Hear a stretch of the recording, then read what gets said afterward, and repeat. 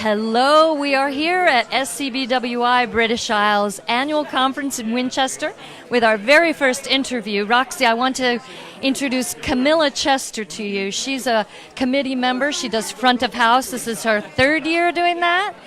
And she is a very interesting story because she started on the self-publishing route and successfully produced 3 books, all of which were highly awarded, and then managed to somehow, and she'll tell you the story, get an agent, and now she's moving into traditional publishing. She's got a book out on sub, am I allowed to say?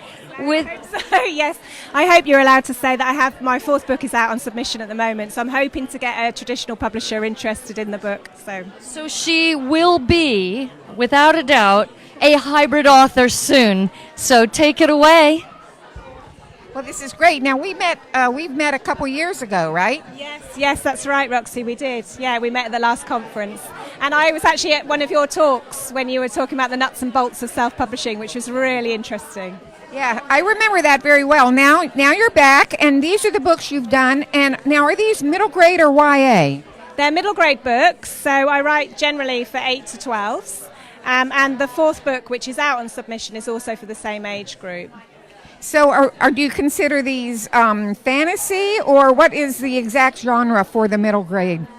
Yeah, adventure fantasy, I suppose, that comes into some of it, but it does set in contemporary times and in real life. So this one's about a ghoul who steals children's dreams. This one is an adventure mystery story where they go into a different world. And Eats is a comedy book, very Roald Dahl-like, about some chefs that go to like celebrity chef's house to cook. So they're quite different. They're quite different books, yeah. What fun. And I remember years ago, I was working on a project on food, and the editor said, "Oh, children aren't interested in food," but not so. Oh, no. Children are always interested in food. Food, animals, they're big topics, so yeah. Now, do you have one character? Obviously, I assume your characters are different in every book.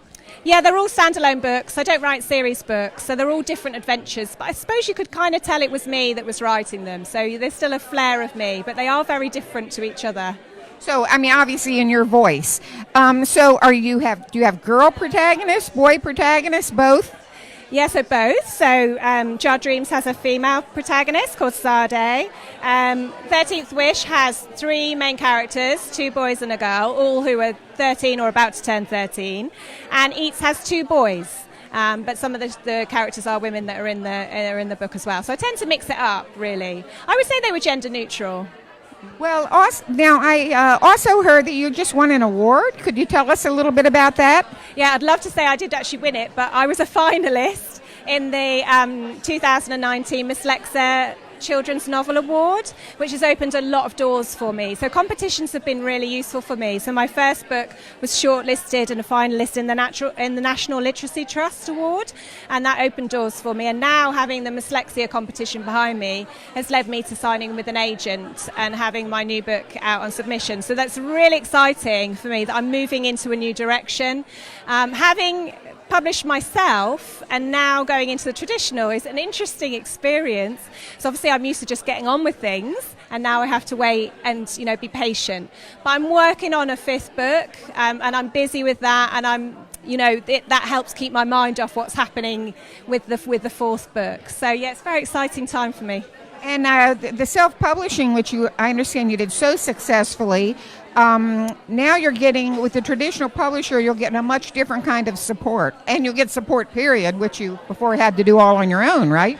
Well, it's amazing having an agent, having a really good agent. So I've just signed with Laura West at David Hyam Associates, and she is just fantastic. She's very supportive, very encouraging, gets me in my work, and having someone in your corner is amazing. It's the best thing, actually, probably about going down the traditional route, is that you have professionals that are fighting for you and helping you. When you're self-published, it's all on your own shoulders, and you have got autonomy and control, and you can do what you want with your own work, but ultimately you're on your own, and that can be exhausting. But with having an agent, it's really lovely to have that support in my corner. So fingers crossed for me for the future.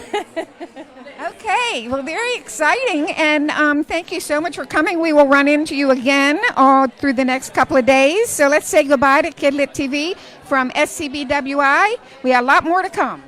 Bye-bye. Bye.